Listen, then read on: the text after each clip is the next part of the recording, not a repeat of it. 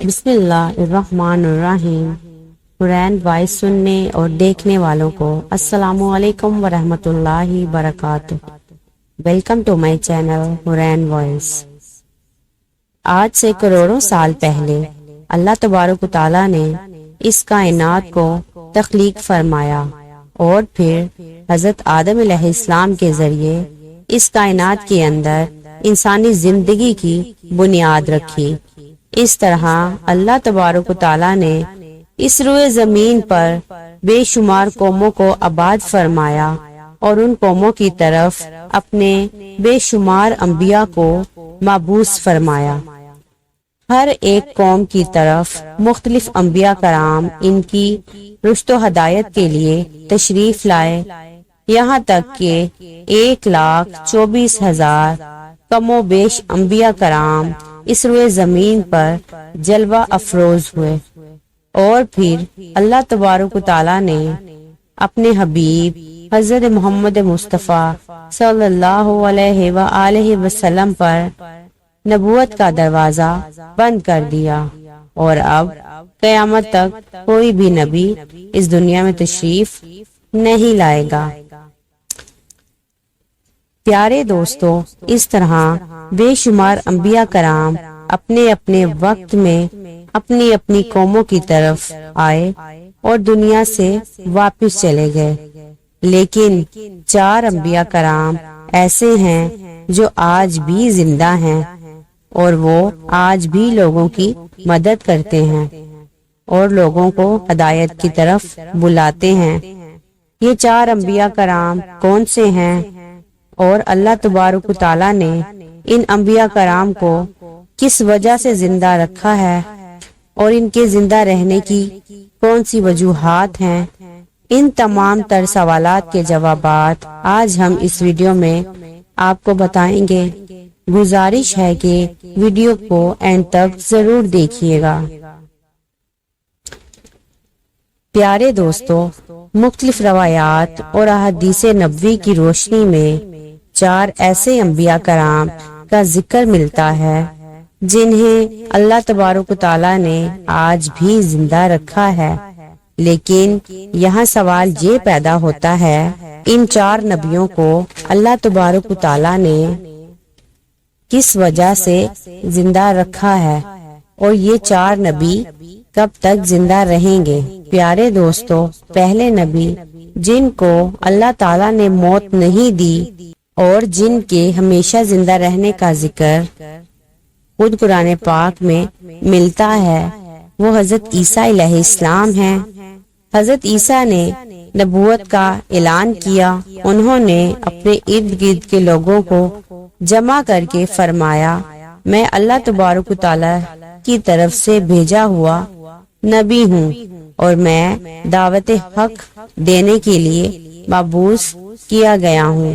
لیکن جس قوم کی طرف اللہ تبارک و تعالیٰ نے حضرت عیسیٰ کو مبعوث فرمایا، وہ قوم یہودی قوم تھی، اور ان کی کتاب میں یہ واضح لکھا ہوا تھا کہ اللہ تعالیٰ کا ایک نبی آئے گا جو یہودیوں کے دین کو ختم کر دے گا۔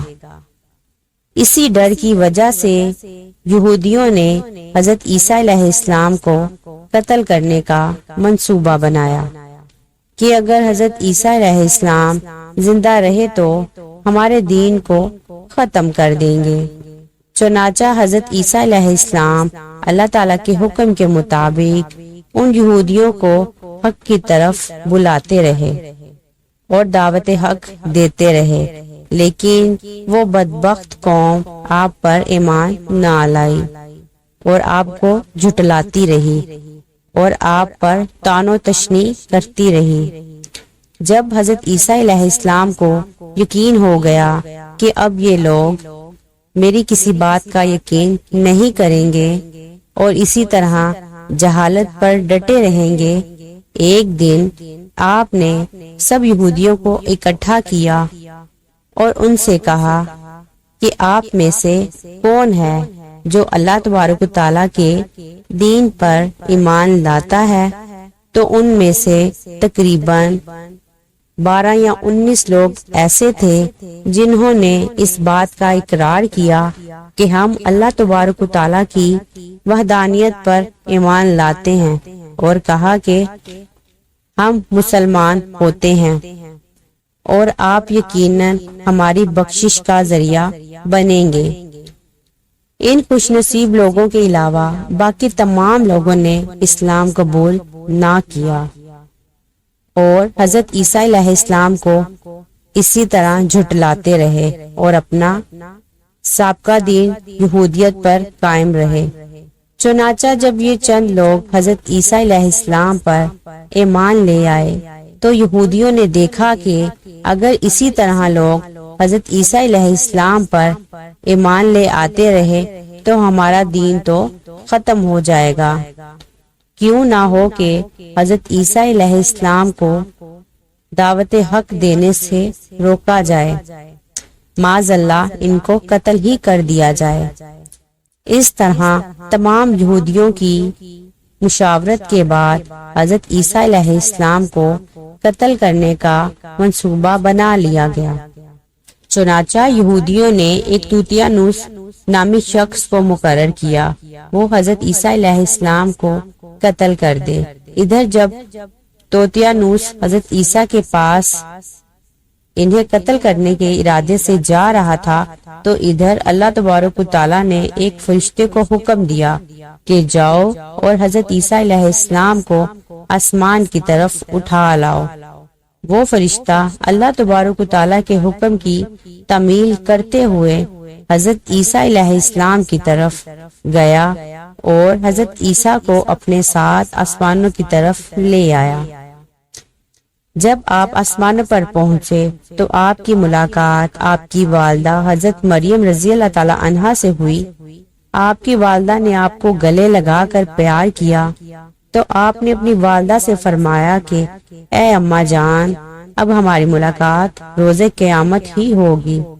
اس طرح جب حضرت عیسیٰ علیہ السلام آسمان کی طرف اٹھائے گئے تو اس وقت ان کی عمر 33 سال کی تھی۔ حضرت جبرائیل علیہ السلام آپ کو بدلی کے ذریعے آسمانوں پر لے گئے تھے اور ادھر یہودی باہر کھڑے ہو کر اس شخص کا انتظار کر رہے تھے جس شخص کو انہوں نے حضرت عیسیٰ علیہ السلام کو قتل کرنے کے لیے بھیجا تھا کہ کب نہ جانے توتیانوس حضرت عیسیٰ کو معاذ اللہ قتل کر کے آئے گا۔ اس طرح جب کافی دیر گزر گئی لیکن وہ شخص واپس نہ آیا تو اس وقت تمام یہودی حضرت عیسیٰ علیہ السلام کے گھر کی طرف گئے آخر دیکھیں کہ کیا ماجرا ہے۔ انہوں نے وہاں ایک شخص کو پایا جس کا چہرہ حضرت عیسیٰ علیہ السلام جیسا تھا۔ انہوں نے اس کو قتل کر دیا اور قتل کرنے کے بعد انہوں نے دیکھا کہ یہ چہرہ تو حضرت عیسیٰ جیسا ہے پر یہ تو ہمارا بھیجا ہوا وہی شخص ہے، یعنی توتیانوس ہے جس کو ہم نے حضرت عیسیٰ کے قتل کے لیے بھیجا تھا۔ یہ ماجرا دیکھ کر تمام یہودی پریشان ہو گئے اور دو گروہوں کے اندر تقسیم ہو گئے اور تمام یہودی آپس میں ہی لڑنے اور جھگڑنے لگے۔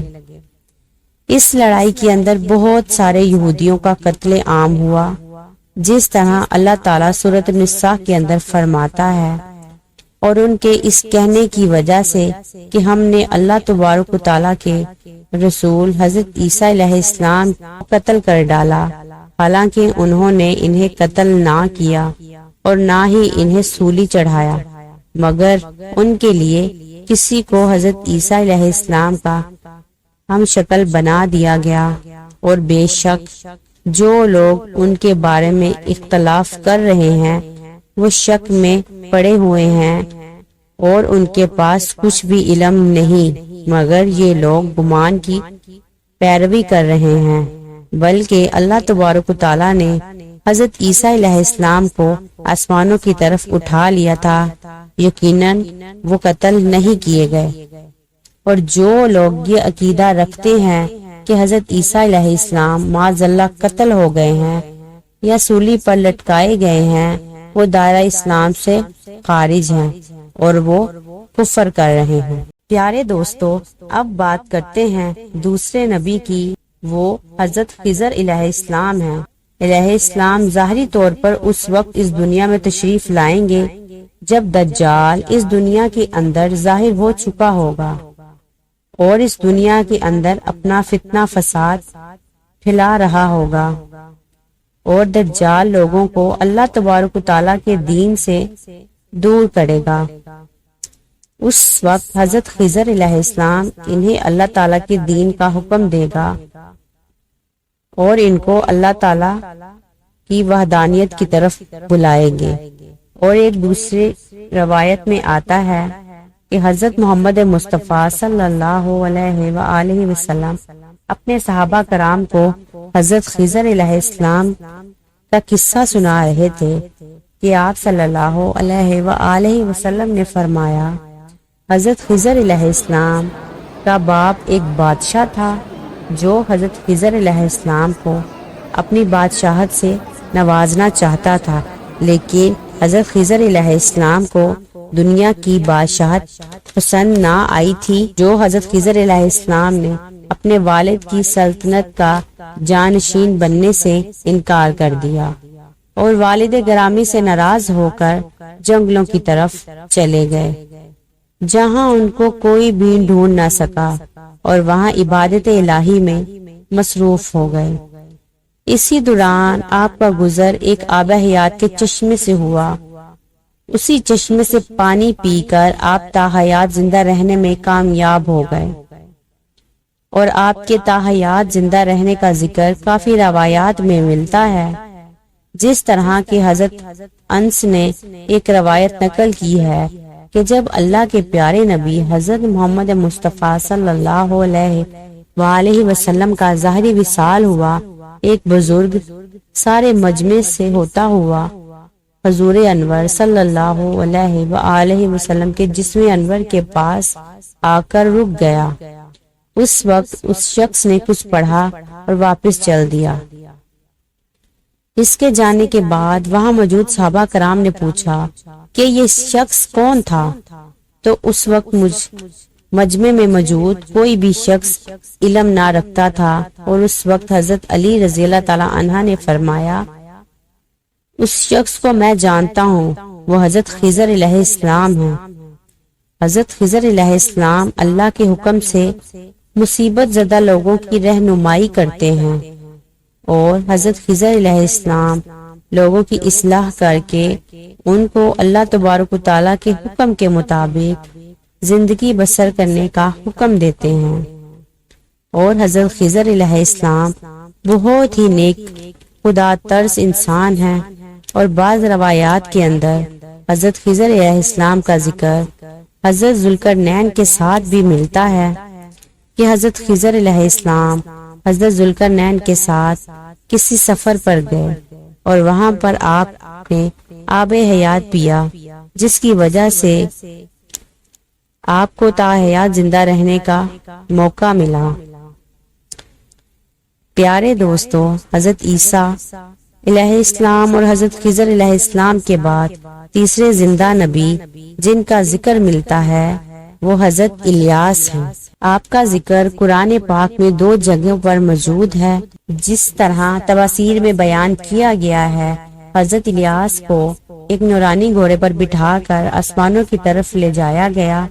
جس طرح حضرت ان سے روایت ہے، وہ کہتے ہیں، میرا اور حضرت محمد مصطفیٰ صلی اللہ علیہ وآلہ وسلم کا گزر ایک پہاڑی سے ہوا۔ وہاں سے گزرتے ہوئے ہمیں ایک آواز سنائی دی کہ اے اللہ تبارک و تعالی، مجھے حضرت محمد صلی اللہ علیہ وآلہ وسلم کا امتی بنا دے۔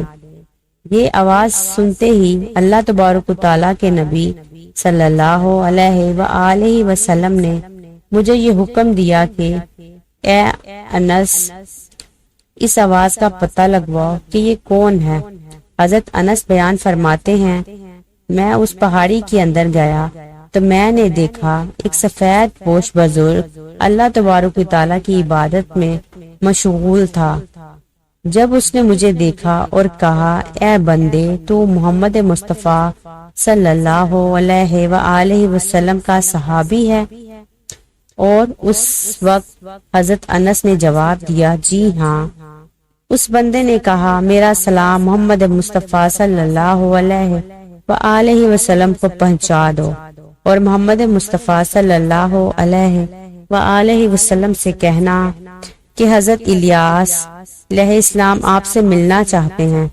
میں نے واپس آ کر حضرت الیاس کا پیغام محمد مصطفیٰ صلی اللہ علیہ وآلہ وسلم کی خدمت میں پیش کیا تو نبی پاک صلی اللہ علیہ وآلہ وسلم میرے ساتھ وہاں چلے گئے۔ جب ہم لوگ حضرت الیاس کے پاس پہنچے تو میں پیچھے کھڑا ہو گیا تو حضور پاک صلی اللہ علیہ وآلہ وسلم اور حضرت الیاس کافی دیر تک ایک دوسرے سے بات کرتے رہے۔